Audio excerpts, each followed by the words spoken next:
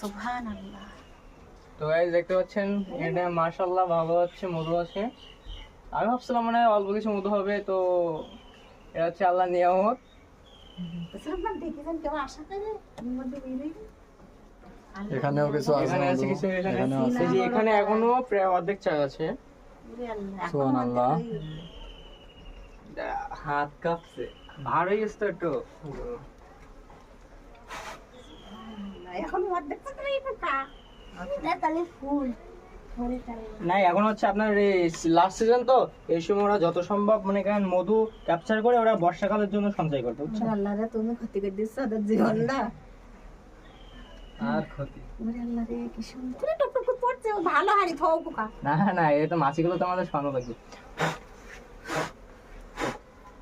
আরে মধু মানে কেন সে এক জায়গায় গেছে এরকম গাছের মধ্যে দাদা মাথায় তো ব্যাং দিছে বাবার ভিডিও করছে।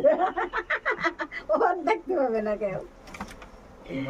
এই তোরে মাছি কিন্তু খেপে গেছে কিন্তু। হ্যাঁ থাক সমস্যা নেই।